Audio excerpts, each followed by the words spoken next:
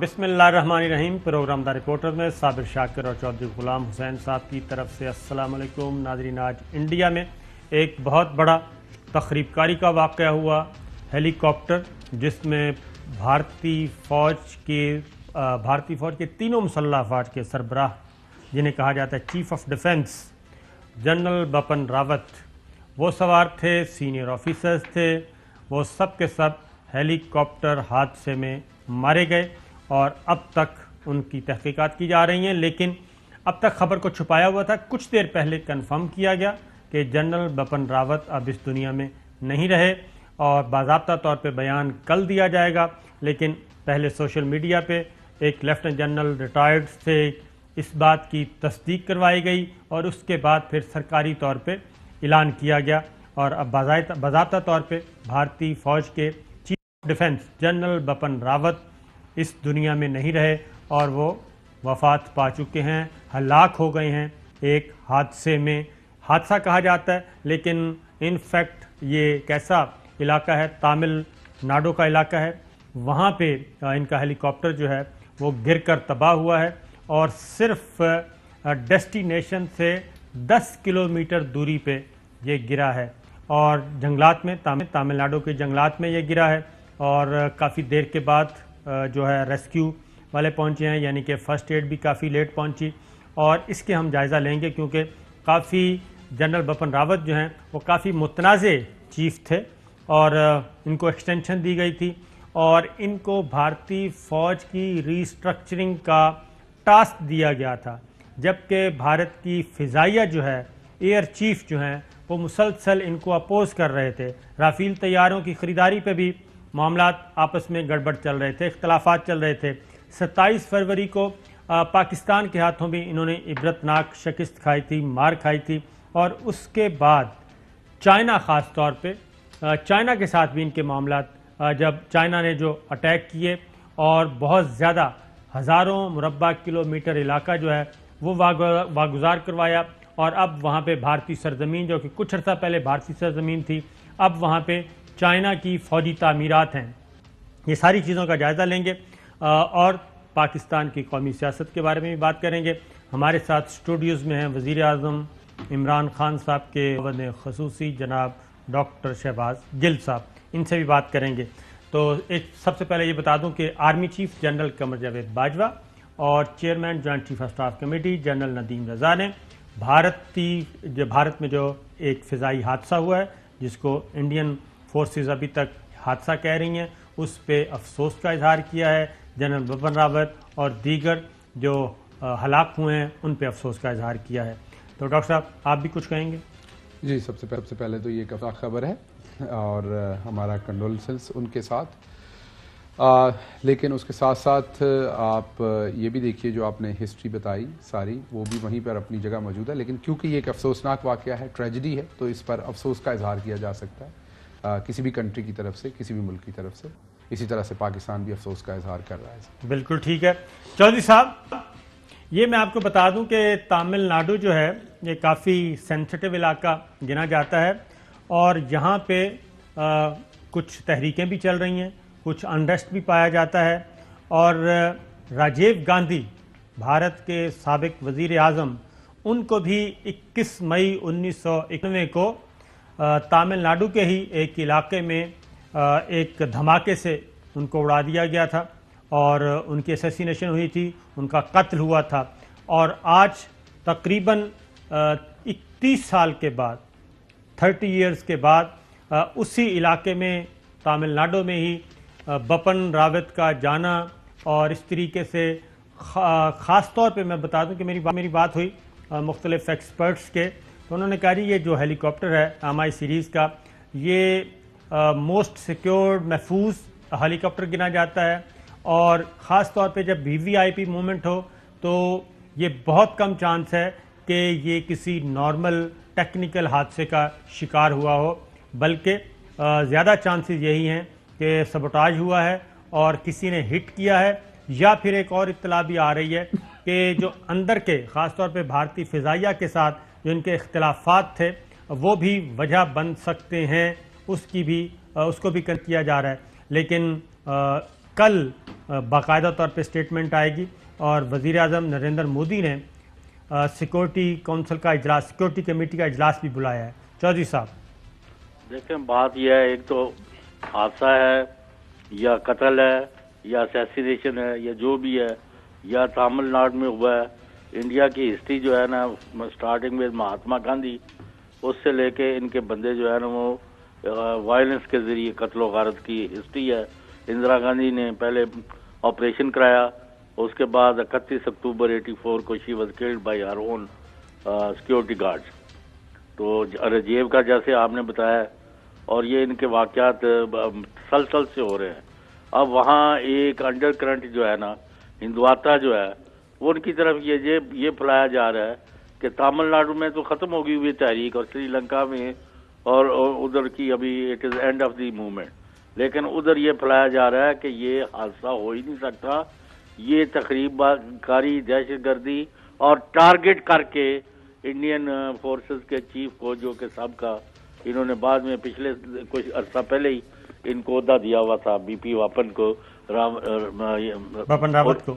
ہاں جی، تو وہ مطلب ہے اس سے اب کدھر یہ بلیم گیم کرتے ہیں، اسی لیے انہوں نے بہت دیر میں اناؤنس کیا ہے، اور اب جی کل پارلیمنٹ میں بیان دیں گے، یا یہ کوشش کر رہے ہیں کہ وہاں علاقے کی سرچ کر کے اگر ان کو پتہ ہو لگ چل چکا ہے کہ یہ حملہ ہوا ہے اور حملے میں ان کا چیف مارا گیا ہے، تو ان کو وہاں کوئی بندے پکڑ کے تو پھر یہ اناؤنس کریں کہ جی اصل میں ایسا ہوا ہے اور ہم نے کلپریٹس کو پکڑ لیا ہے۔ اس کا نتیجہ یہ ہے، اس سے علاقے میں اور ریجن میں اور ہندوستان، پاکستان اور برصغیر میں ایک نئی ویو آف محاذرہ ہی نہیں آنی چاہیے، حادثے کے طور پر لیا جائے۔ اور ہمارے بھی ابھی ایک ہیلی کاپٹر وہاں بارڈر پر گر گیا، ہمارے 2 وہاں افسر شہید ہوئے ہیں سیاچن میں۔ لیکن جو صاحب یہ ہے کہ خاص طور پہ ڈاکٹر صاحب بھی دنیا پھرے ہیں، سسٹم کو بھی آپ سمجھتے ہیں، یہ بی بی سی کی رپورٹ ہے، ہماری نہیں ہے، پاکستان کے کسی انٹیلیجنس ادارے کی رپورٹ نہیں ہے۔ اس میں یہ بی بی سی کی رپورٹ 31 دسمبر 2019 کی کہ کافی زیادہ اختلافات پائے جاتے تھے، اور جنرل بپن راوت کو نریندر مودی کا رائٹ ہینڈ تصور کیا جاتا تھا، اور خاص طور پہ جو ہندوتا کا نظریہ ہے، فاشسٹ نظریہ، اس کو انہوں نے امپلیمنٹ کرنا تھا۔ اور پھر ان کو جو ٹاسک دیا گیا تھا وہ تھا کہ ایک تو سائبر اور اسپیس سے متعلق تینوں فوجوں کی تنظیمیں، ایجنسیاں اور کمانڈرز ان کے ماتحت ہوں گی۔ چیف آف ڈیفنس سٹاف کی تقرری کے بارے میں دفاعی حلقوں میں برسوں سے بحث چل رہی تھی۔ یہ بحث 1999 میں کارگل کی لڑائی کے بعد ایک جائزہ کمیٹی کی رپورٹ کے بعد شروع ہوئی تھی۔ اس کمیٹی نے اپنی رپورٹ میں لکھا تھا کہ کارگل کی لڑائی کے دوران بالخصوص ابتدائی دنوں میں بری فوج اور فضائیہ کے درمیان رابطے کی شدید کمی تھی، اور دونوں افواج ایک مشترکہ لاہ عمل کے بجائے الگ الگ کمانڈ پر کام کر رہی تھی، جس پہ کافی نقصان اٹھانا پڑا تھا۔ جائزہ کمیٹی نے تینوں افواج کی ایک مشترکہ اور مربوط کمانڈ کے لیے چیف آف سٹاف کا عہدہ قائم کرنے کی سفارش کی تھی، اور کارگل کمیٹی کی سفارشات کو سیاسی نا اتفاقی اور تینوں افواج میں اس کی مخالفت کے سبب عملی جامہ نہیں پہنایا گیا تھا، اور بالآخر اگست 19 میں یوم آزادی کے خطاب میں وزیر اعظم نریندر مودی نے جنرل بپن راوت کو چیف آف ڈیفنس سٹاف کا تقرر کا اعلان کیا، اور 30 دسمبر 2019 کو ملک کے وہ پہلے سی ڈی ایس بنے۔ اور اس دوران رافیل جو خریدے گئے اس پہ بھی، اور خاص طور پہ 27 فروری کا واقعہ ہوا اس کے بعد، اور پھر چائنا سے جو مسلسل مار پڑ رہی ہے اس دوران بھی جو بھارت کے ایئر چیف ہیں وہ تو فرنٹ فٹ پہ آ کے ان کی مخالفت کرتے رہے ہیں کہ ان کی جو اسٹریٹجی ہے، ان کی جو پلاننگ ہے وہ بالکل درست نہیں ہے، اور خاص طور پہ بھارتی فضائیہ کو جو ان کی ضروریات ہیں وہ پوری نہیں کر رہے اور بجٹ ریلیز نہیں کر رہے۔ یہ تھے۔ دیکھیے، سب سے پہلے تو جیسے آپ نے کہا، ڈاکٹر صاحب سے پوچھتا ہوں جی، سب سے پہلے دیکھیے یہ بڑا امپورٹنٹ ہے کہ یہ جو انسیڈنٹ ہوا ہے اس کی ایک تو 360 ڈگری انکوائری ہونی چاہیے۔ انکوائری ہونی چاہیے کہ کوئی انٹرنل جاب تو نہیں ہے، ان کو راستے سے ہٹایا تو نہیں گیا، کہیں ایسا تو نہیں ہے کہ ان سے بہت سارے ایسے کام کروا لیے گئے تھے اب تک، برے اور اچھے، اور سب کو پتہ ہے کہ وہ کس طرح کی چیزیں وہ امپلیمنٹ کر رہے تھے۔ کشمیر ہو، چائنیز بارڈر ہو، پاکستان کے ساتھ جو ایشو تھا، اس میں جو فیبرری میں ایک میں اسکیم ہی کہوں گا، ابھی اس پہ ایوارڈ بھی دیا گیا، تو یہ سارے کام کروا کے کہیں انہیں راستے سے تو نہیں ہٹایا گیا. پھر یہ بھی دیکھنا پڑے گا کہ جو علیحدگی پسند تنظیمیں اور تحریک ہیں ہندوستان کے اندر وہ بھی بہت شدت پکڑ رہی ہیں اس ٹائم. ان کے بھی جو پڑھنے میں اور دیکھنے میں آتی ہیں ان کی بھی موومنٹ میں شدت ہے. کہیں ان کا کام نہیں ہے, اپنی انٹرنل فورس کا کام نہیں, کوئی پولیٹیکل اس کے پیچھے موٹیو بیک گراؤنڈ نہیں ہے. تو آئی تھنک اس کی انویسٹیگیشن ہونی چاہیے, بیکاز اس میں کوئی شک نہیں کہ یہ جو بھی ہوا ہے اگر اس میں کوئی سازش ہے تو اس کی ریمیفیکیشنز پورے خطے کے لیے ہیں, صرف ہندوستان کے لیے نہیں ہے. اگر کوئی ایک فاشسٹ رجیم ہے جو لوگوں سے پہلے کام لیتی ہے اور اچھے برے کام لے کے ان کو رستے سے بھی ہٹا دیتی ہے کہ کل کو ہمارے خلاف کسی قسم کے گواہ نہ بن سکیں, بات نہ کر سکے, تو پھر ایسی سچویشن میں اس کی انویسٹیگیشن اور بھی زیادہ امپورٹنٹ ہو جاتی ہے. کیونکہ یہ 27 فروری کا یہ باقاعدہ طور پہ اس بات کی تصدیق کی تھی انڈیا ٹوڈے نے کہ I A F Indian air chief نے اس بات کی تصدیق کی کہ جو 27 فروری کو ہیلی کاپٹر گرا تھا MI-17 وہ ان کے اپنے میزائل نے ہٹ کیا تھا, کیونکہ 3 طیارے 2 جہاز گرے تھے اور ایک ہیلی کاپٹر. تو انہوں نے پہلے بھی یہ کام کر چکے ہیں. اور یہ بھی ایک اتفاق کی بات ہے کہ 27 فروری کو جو پاکستان نے ٹارگٹ پاکستان کی افواج نے لاک کیے تھے اس میں جنرل بپن راوت بھی انہی کیا کہنا چاہیے بنکرز میں موجود تھے, لیکن پاکستان نے اسٹین کا مظاہرہ کیا تھا اور صرف اتنا ہی جواب دیا تھا جتنا کہ ضرورت تھی. اور آج انڈین فورس نے بھی کافی لیٹ اس بات کی تصدیق کی, اور کچھ دیر پہلے تو DGISPR کی طرف سے باقاعدہ طور پہ آیا جی یہ ٹویٹ ہے کہ جنرل ندیم رضا اور آرمی چیف کا جنرل بپن کی ہلاکت پر اظہار تعزیت. ISPR کی طرف سے 80 قیادت کا بھارت میں ہیلی کاپٹر حادثے میں ہلاکتوں پر اظہار افسوس. جی چوہے صاحب. صابر شاکر صاحب اور شہباز گل صاحب جو ہماری ٹاپ براس ہے مسلح افواج وہ یہ سمجھتے ہیں کہ یہ ایک ٹیکنیکل اس کا کریش ہے, حادثہ ہے اور اس سے زیادہ نہیں ہے.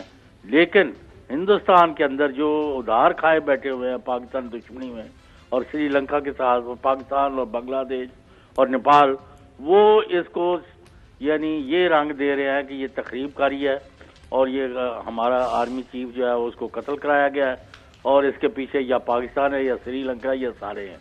تو یہ اگلے آپ نے دیکھنا ہے 24-48 گھنٹے میں کہ یہ کیا رخ دیتے ہیں. چوہے صاحب اس میں وہ تو جو بھی رخ دیں گے وہ ہمیں اندازہ ہے. اس کی وجہ ہے کہ نیپال ان کے دور میں سے نکلا ان کے ہاتھ سے انڈیا سے, اب نیپال چائنا کے زیادہ قریب ہے, بھوٹان ان سے زیادہ دور جا چکا ہے, اور وہ تمام کے تمام ملک بنگلہ دیش چائنا کی طرف اس کا رجحان ہے, سری لنکا کا چائنا کی طرف رجحان ہے. تو یہ تو ناکامیاں اگر ان کی گنی جائیں تو خاص طور پہ بھوٹان کے ساتھ جو ایگریمنٹ ہوا ہے اور جو چائنا نے وہ جس کو آپ خاص طور پہ کہتے ہوتے ہیں چکن نیک, اس کے پاس کا ایریا جو ہے وہ چائنا نے بھوٹان سے لے لیا ہے اور اب ان 7 ریاستوں میں 7 سسٹرز کے قریب آ کے چائنا وہاں پہ اپنی فوجی تعمیرات کر رہا ہے. تو ان کی ناکامیوں کا کافی بڑا تھا. جو آپ نے کہا کہ یہ ٹیکنیکل فالٹ, ہم بھی یہی چاہیں گے کہ یہ ٹیکنیکل فالٹ ہی ہو, لیکن جو MI-17 کی ایک ہم نے حاصل کی ہے جی ویب سے وہ کہ MI-17 5 روسی ساختہ جدید ٹرانسپورٹ ہیلی کاپٹر ہے جو افرادی نقل و حمل کے ساتھ ساتھ اسلحہ اور ساز و سامان کی منتقلی کے لیے ڈیزائن کیا گیا. اسلحہ ساز و سامان میں کارگو کیبن کے علاوہ بیرونی سیلنگ پر بھی لوڈ کیا جا سکتا ہے. یہ ہیلی copter technical assault, year drops اور حملہ آور ٹیموں کو اتارنے کی خصوصی صلاحیت رکھتا ہے. اور خاص طور پہ چوہے صاحب جب chief of defence general Bipin Rawat سفر کر رہے ہوں تو کافی سوچنا پڑتا ہے کہ آخر اتنی آسانی سے وہ کیسے مارے گئے, اور وہ بھی ڈیسٹینیشن سے صرف 10 کلومیٹر. اب یہ بھی دیکھنا ہے کہ اور 2-3 ہیلی کاپٹر اڑائے جاتے ہیں نا, اور جب آرمی کا اتنا بڑا عہدیدار جا رہا ہو. جی ہاں, تو وہ کدھر تھے, اور اس کی پھر اس کیا ہے کہ اتنا لیٹ کیوں پہنچے, اور یہ ہیلی کاپٹر اڑا بھی انڈین ایئر فورس کی بیس سے ہے. یہ ساری چیزیں کافی میرا خیال ہے کہ وہاں پہ بھی شروع ہو چکی ہیں. چلیں جی اگلی سٹوری پہ آتے ہیں ڈاکٹر شہباز گل صاحب کی طرف. PDM کا سر اجلاس ہوا اور پھر ہوا, ہاں ایک دفعہ پھر ہوا. کب؟ 2-3 دن پہلے ہوا, اور اس میں 23 مارچ 3.5 ماہ کے بعد کی تاریخ دی گئی ہے. لیکن اس سے پہلے ایک شادی کی تقریب ہوتی ہے، جاتی عمرہ میں ولیمہ تھا جنہیں صفدر کا، مریم صفدر صاحبہ کے صاحبزادے ہیں، اور اس پہ ایک ویڈیو جو ہے خاص ظاہر خوشی کا موقع تھا، سب کچھ ہوتا ہے، یہ ہماری مشرقی روایات ہیں اور ہمارا کلچر ہے، تمام رشتہ دار عزیز و اقارب جو ہیں وہ اس میں شریک ہوتے ہیں اور خوشی بھی مناتے ہیں۔ میں نے کل بھی ذکر کیا تھا جنرل راحیل شریف اپنے بیٹے کے شادی پہ بہت زیادہ مسرور تھے اور وہ بھی ایک خاص ڈانس کر رہے تھے۔ اسد عمر صاحب کی بھی ویڈیو آ چکی ہے، وہ بھی کر رہے تھے اور سوشل میڈیا پہ اس کو خاص اینگل دینے کی۔ تو اب کی بار جو ہوا وہ مریم صفدر صاحبہ کی ویڈیو آ گئی، ہم بالکل مریم صفدر صاحبہ کا ٹویٹ بھی آیا ہے اور وہ بھی ہم پہلے اس کا ذکر کرتے ہیں اور ان کی بات بالکل ٹھیک ہے۔ ہم بھی اسی بات کے حامی ہیں کہ جی خوشی کے موقع جو ہوتے ہیں، نجی محفلیں جو ہوتی ہیں وہ بالکل اسی طرح ہی ہونی چاہیے، پرائیویٹ افیئرز ہے، اس میں کوئی شک نہیں ہے۔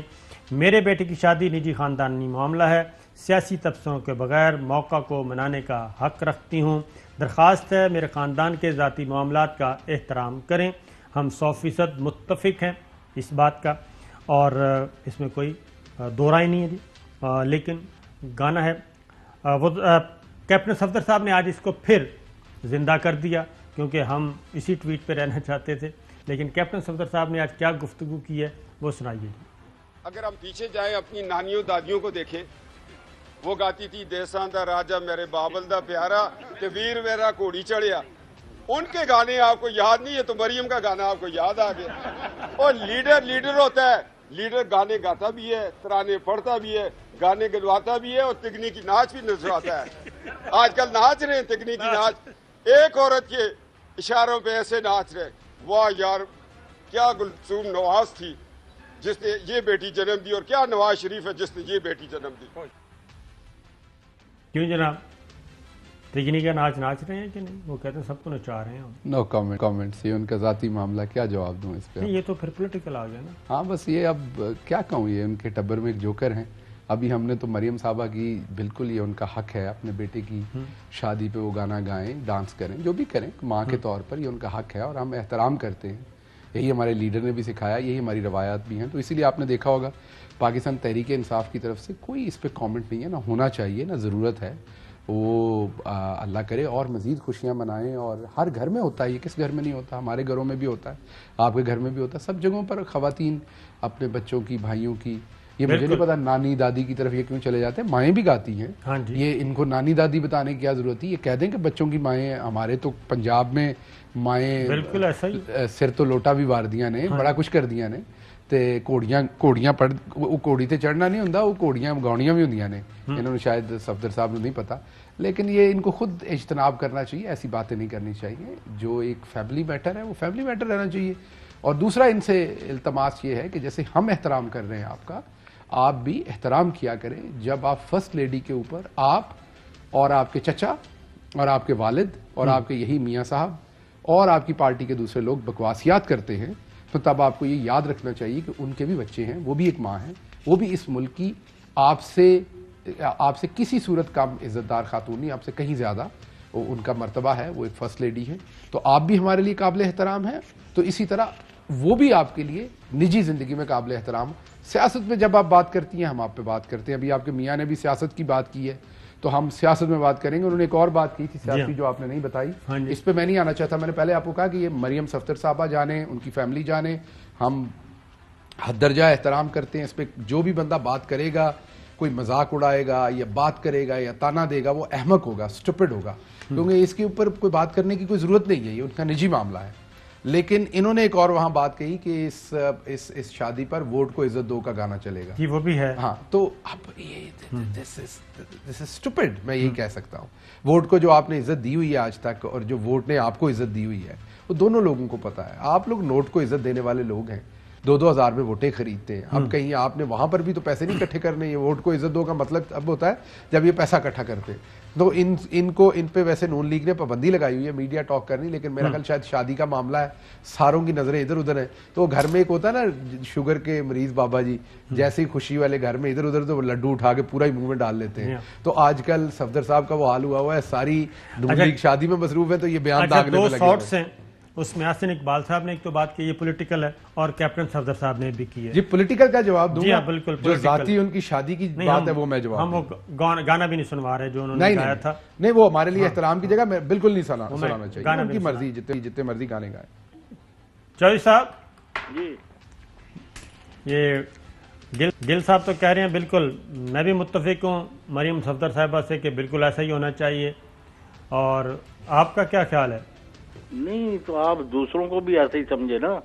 کل گیل صاحب کی پارٹی جب عمران خان کی قیادت میں 126 دن کا دھرنا دے رہی تھی اور وہاں لوگوں کی ماؤں بہنوں بیٹیوں کو اور بہوؤں کو جو انہوں نے جو ان کے اوپر شالہ فضل الرحمان نے اور نون لیگ نے ساری حکومت نے مل کے وہ آپ کو یاد نہیں ہے؟ اس وقت لوگوں کی ماؤں بہنوں کا کوئی خیال نہیں ہوتا آپ کو. بس گانا تو سنائے نا وہ کیا سنا رہی ہیں. وہ یہ چوری اور چور اور یعنی یہ ان کے گانوں میں بھی آ گیا. کیا کہہ رہے ہیں گانے میں کیا ہے؟ چوری چوری. چوری چوری کون تھا گانا؟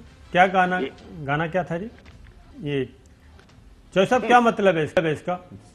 بس وہ آپ وہ جو آپ نے ایک بنا دیا نا پرسپشن گیل صاحب نے اور باقی قوم نے کہ چوری ہے ان کا یعنی بن گیا ہوا ایک وہ پہچان. تو وہ گانے بھی وہی چنتے ہیں. ٹھیک ہے کیپٹن جس گلی میں جاتے ہیں پیچھے سے نعرے لگ رہے ہوتے ہیں لندن وہ جگہ وہ. کیپٹن صفدر کا سنوا دوں گی آپ کو. جی میں کیپٹن صفدر صاحب سے بات کروں گا اس گانے. نواز شریف صاحب کو انہوں نے کیا کہا ہے؟ اس وقت دادا جی نواز شریف ہے اتنے دادا جی دے پرا مولانا فضل الرحمان صاحب ہیں اتنے ساجد میر صاحب سارے دے تائے تے اتنے بڑا کام ہے جڑے کمزور تھی نٹ کے جڑے طاقت والے نو کھلوتے ہیں. اچھا یہ کل حسن اقبال صاحب نے کیا کہا وہ بھی سن لیں. حسن اقبال صاحب کیا کہتے ہیں جی؟ آج پاکستان کو جس ہتھیار کی ضرورت ہے اس ہتھیار کا نام ہے قوت اخوت عوام. پاکستان کے مالک پاکستان کے عوام ہیں. مسلم لیگ نون پاکستان کی ماں ہے. جی سر نواز شریف دادا ہیں مسلم لیگ نون پاکستان کی ماں ہے. کچھ نے کہیں میٹرنٹی وارڈ سے باہر نکل آئیں نہ پاکستان کو ایک نومولود بچہ کرے. اس بچے کو آپ 70 سال میں لوٹ چکے ہیں. ویسے حسن اقبال صاحب ویسے میں ان کو بات کروں تو بڑے پرسنل ہو جاتا ہے. حالانکہ میں سیاسی بات کر رہا ہوں ذاتی بات پہ میں کبھی نہیں آتا کیونکہ سیاسی بات میں اتنی تیز کرتا ہوں ان کے ساتھ سخت کرتا ہوں کہ ان کے پاس جواب نہیں ہوتا تو پھر فوراً واپس آئے کہتے ہیں ذاتی حملے کرتا ہوں. آج تک میرا چیلنج ہے کوئی ٹیلی ویژن پہ مجھے دکھائے میں نے کسی پہ ذاتی حملہ کیا ہو. یہ پاکستان کی ماں بنتے ہیں. جو حسن اقبال صاحب کے اپنے نانا تھے انہوں نے قائد اعظم کے خلاف الیکشن لڑا تھا. میں نے انہیں بار بار ٹویٹر پہ پوچھا انہوں نے اس کا جواب نہیں دیا. ادھر ادھر کے جواب دیتے ہیں کہ انگریزوں نے فلانٹ. ہمارے لیے محترم ہے آپ کے نانا ہے ہمارے بھی بزرگ ہیں ہمارے لیے بہت محترم ہے. اللہ ان کو کروٹ کروٹ جنت میں جگہ دے. اللہ ان کے مقام بلند کرے. اور میں ان کی کسی ذاتی زندگی پہ آپ کی ذاتی زندگی پہ کوئی سوال نہیں پوچھ رہا. میں صرف یہ پوچھ رہا ہوں کہ کیا جلندر سے انہوں نے اسی ماں کے خلاف الیکشن لڑا تھا پاکستان مسلم لیگ جو قائد اعظم کی جماعت تھی. کیا انہوں نے جلندر سے میاں زاہد سرفراز جو فیصل آباد میں ان کے خاندان کے خلاف جو میاں اظہر صاحب ہیں جن کے سپتر اب حماد اظہر صاحب ہیں ان خاندانوں کے خلاف انہوں نے جلندر میں پاکستان کے خلاف قائد اعظم کے خلاف الیکشن لڑا تھا یا نہیں؟ اور کیا بری طرح سے ہارے تھے کہ نہیں؟ میں یہ بھی بتا سکتا ہوں کہ پولنگ ایجنٹ کون کون سے تھے اور انہی کی ہماری بھی وہ والدہ کی طرح ہیں احسن صاحب کی والدہ اللہ ان کے درجات مزید بلند کرے. کیا ان کے نانا سے پولیٹکس جو ہے وہ نثار فاطمہ صاحبہ نے کیری کی؟ نثار فاطمہ صاحبہ میں دوبارہ کہہ رہا ہوں ہماری ماں کی طرح محترم ہے. انہوں نے آگے سے احسن اقبال صاحب کو دی. تو یہ آپ تو پہلے دن سے اسی پاکستان کے خلاف رہے ہیں. اب آپ ایک دم سے آ کر کوئی اور آپ 1946 میں الیکشن لڑا تھا جی یہ آپ 1945 میں نے کیا ٹویٹ میں میں نے ہلکا اپوننٹ امیدوار سب کچھ بتایا ہوا ہے. میں اس کا ریکارڈ پڑا ہوا ہے ہمارے پاس. یہ اگر آ جائیں ٹیلی ویژن پہ آپ کے ساتھ میں بتاتا ہوں. جیسے ہی میں یہ سوال پوچھتا ہوں کہتے ہیں آپ ذاتی حملے کرتے ہیں. اب بتائیں اس میں کون سا ذاتی حملہ ہے؟ کوشش کریں سیاسی سوال ہے. حسن اقبال صاحب سے اگر رابطہ ہو جائے تو کوشش کریں ان کو فون پہ لے لیں. تو چوہدری صاحب اس دوران آپ کیا کہتے ہیں؟ بھائی میں تو آپ سے بھی پوچھتا ہوں یہ شہباز گل صاحب ذاتی تو بات ہی نہیں ہو رہی. وزیر اعظم پاکستان جب تھے نواز شریف وہ ہندوستان کی کے ایکٹر فیروز خان کی جو قریبی عزیزہ ہے ان کو یہ ٹیلی فون پر گانے کیوں سناتے تھے؟ یہ آپ کو کس نے بتایا چوہدری صاحب؟ کس نے صاحب میری تو ہڈیوں پر لکھا ہوا ہے. انہوں نے تشدد کرائے مجھے यानी गुंडे भेजे और पुलिस की वर्दी वाले भेजे और मार के फेंक गए, फिर मुकदमे कराए 3-4। क्या बातें कर रहे हैं आप? इसी बात पे, इसी बात के और दूसरी बातों पर सही बाकियों को तो इनको शर्म नहीं आती। तो मेरे तो बच्चे ही उस वक्त बहुत छोटे थे, अभी रात को घंटी बजती है तो वो जो यानी बलबला बच्चे जो है उनको वो खौफजदा सिचुएशन। असल में इन्होंने बहुत ही स्मार्टली किया ये है। पूरी दुनिया में हम चलें, खुद वो वाले लिबरल नहीं होंगे, लेकिन दुनिया में पढ़ाया भी ये देखा कि जो लिबरल लोग होते हैं वो बुनियादी तौर पर ऐसे लोग होते हैं जो कमज़ोर के साथ खड़े होते हैं, जो ऐसे लोगों के साथ खड़े होते हैं जो जिनके ऊपर जुल्म किया हो किसी पैसे वाले ने, इंडस्ट्रियलिस्ट ने, किसी ऐसे बंदे ने जो पैसा लगा के मीडिया को हाईजैक कर रहा हो, ख़रीद रहा हो, बेच रहा हो। हमारी हालत ये है, मुझे अभी एक दोस्त ने मैसेज किया जब मैं पहला जवाब दे रहा था, उन्होंने मुझे कहा वेरी गुड आंसर, आपने मरियम साहबा के ऊपर कोई बात नहीं की। लेकिन मैं उनका बड़ा एहतराम करता हूँ, वो खुद भी एक फ़ॉरेन जरीदे के लिए लिखते हैं मेरे वो दोस्त। लेकिन जब इमरान खान के मुंह से कोई बात ना भी निकली हो और ये मीडिया ट्विस्ट करता है कि औरतों के खिलाफ दे दी, और ये गाली गलोच करते हैं, ये फर्स्ट लेडी को टारगेट करते हैं।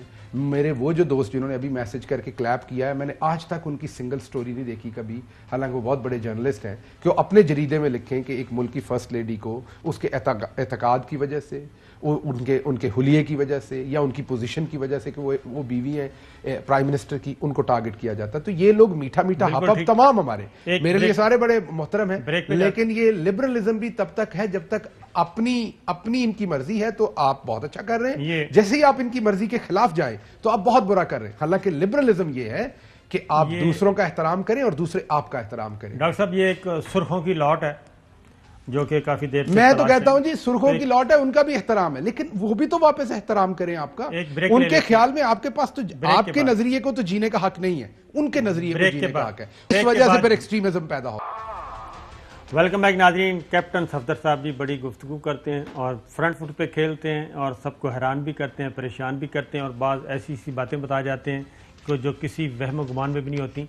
कुछ अर्सा पहले उन्होंने कहा था सिनेमा स्कोप फिल्म आ रही है, पहले ज़रा वो शॉर्ट सुन लें। इसके बाद एक सिनेमा स्कोप फिल्म आएगी, उसका मतलब है कि फुल स्क्रीन पे मजा आए देखने वालों को। अभी वो फिल्म आने वाली है। बड़े बड़े लोगों की फिल्में भी आएंगी, कोई स्विमिंग पूल में गिरा हुआ है, कोई स्विमिंग पूल से बाहर है, कोई वॉशरूम में गिरा हुआ है, कोई किधर गुमा हुआ है। फिल्म का डायरेक्टर एक मजलूम पाकिस्तानी है। अच्छा जी, एक आपने कभी डॉक्टर साहब अर्क के गुलाब इस्तेमाल किए? नहीं सर, नहीं, मौका नहीं मिला अभी तक सर। पीने के लिए सर सुन रखा है, देख रखा है, लेकिन इस्तेमाल नहीं कभी कर सका। आंखें कभी नहीं धोई? नहीं सर, अभी तक नहीं। तो फिर वो अर्क के गुलाब का बंदोबस्त कर लें आप।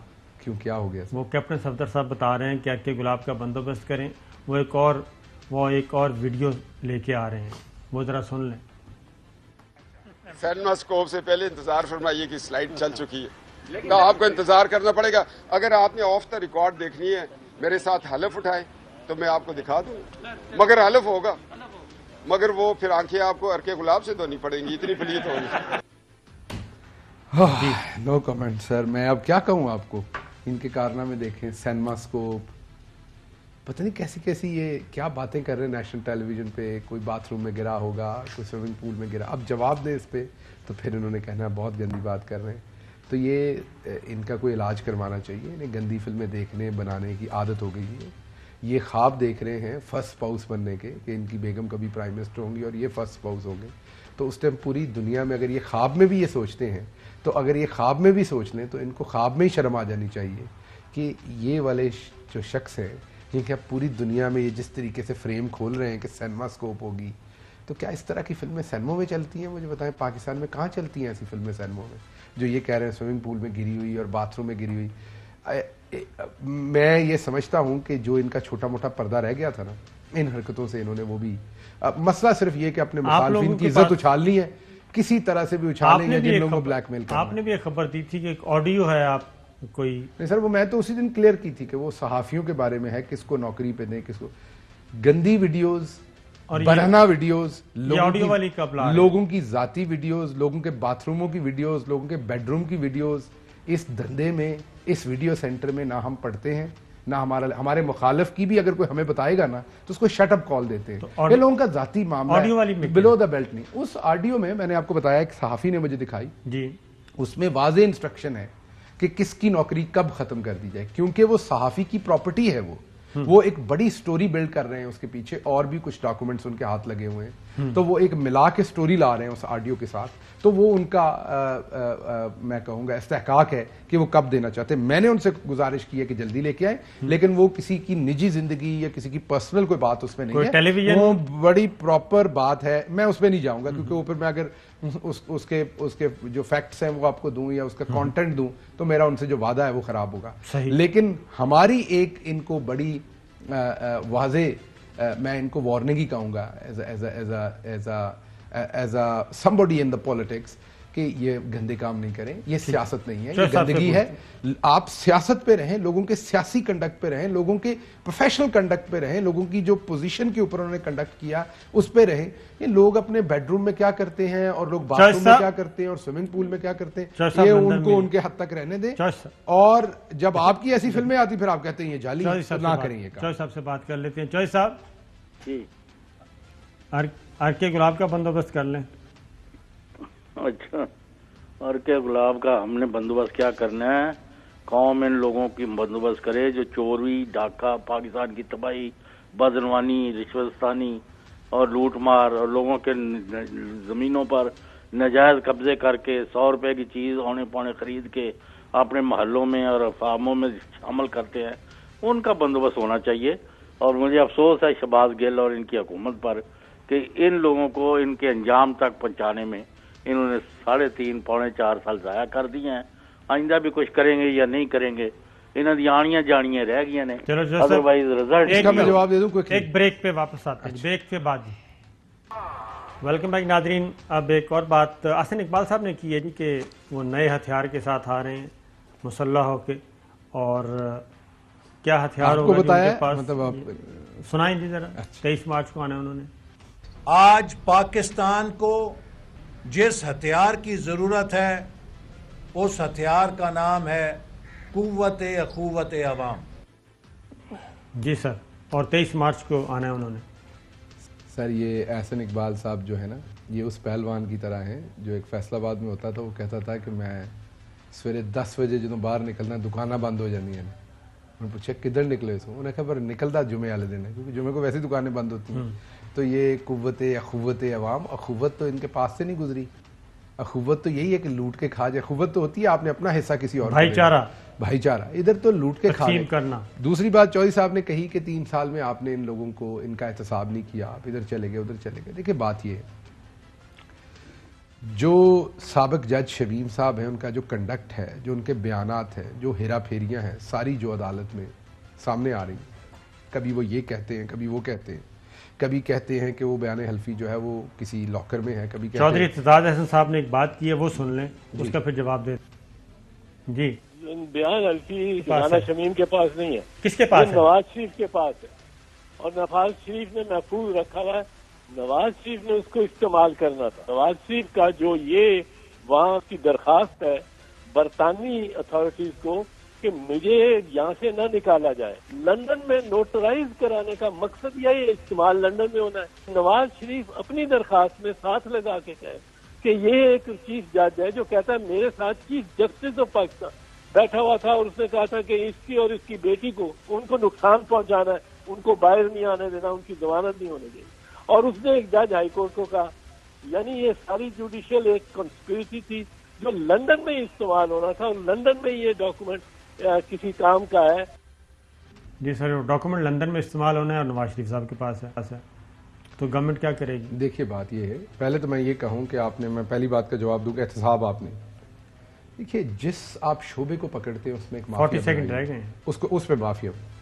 رانا شمیم صاحب جیسے لوگ انہوں نے جج بنا دیے ہوئے تھے. اب اکیلا عمران خان ہے, دن رات کوشش کر رہا ہے, دوسری طرف سارا مافیا کھڑا ہے. میں آپ کو یہ بتا دوں کہ جب اکاؤنٹیبلٹی کی بات آتی تو کئی ہم میں سے بھی کہتے ہیں عمران خان کو کہ چھوڑیں جی, اس میں سے کیا نکالنا ہے, آگے چلیں, کیونکہ ہو سکتا ہے کوئی 2-4 گاجریں انہوں نے بھی کھائی ہوئی ہوں کہیں سے. تو اس لیے ایک اکیلا بندہ اس ساری چیز کے خلاف ڈٹ کے کھڑا ہے, اس لیے مشکلات آ رہی ہیں, لیکن وہ پیچھے نہیں جائے گا. کمیشن بنانا تھا، جتنی اس کے مرضی یہ مشکلات کھڑی کر دے، وہ اکیلا شخص ڈٹ کے کھڑا ہے، وہ اکاؤنٹیبلٹی کی بات کرے گا جب تک وہ زندہ بات کرتا رہے گا. اجازت، اللہ حافظ. اہم ترین خبریں اب ایک کلک کی دوری پر. آپ کے پسندیدہ ٹاک شوز ہوں یا اہم ملکی یا غیر ملکی شخصیات کی نیوز کانفرنسز، ہر لمحہ باخبر رہنے کے لیے سبسکرائب کریں ہمارا یوٹیوب چینل. موسم کی صورتحال ہو یا کھیل کے میدان سے خبریں، اپنے موبائل فون سے ملکی اور بین الاقوامی اہم خبروں تک رسائی کے لیے ڈاؤن لوڈ کیجیے موبائل ایپ. باوثوق ذرائع سے مصدقہ خبروں، تجزیوں اور تبصروں سے مستفید ہونے کے لیے وزٹ کیجیے پاکستان کی سب سے بڑی نیوز ویب سائٹ www.arYnews.tv. ان سب کے علاوہ پاکستان کا سب سے بڑا فیس بک پیج ہو، سب سے بڑا نیوز انسٹاگرام اکاؤنٹ یا پھر ٹویٹر، ARY نیوز پہنچا رہا ہے خبریں سب سے پہلے آپ تک، تاکہ آپ رہیں ہر لمحہ باخبر.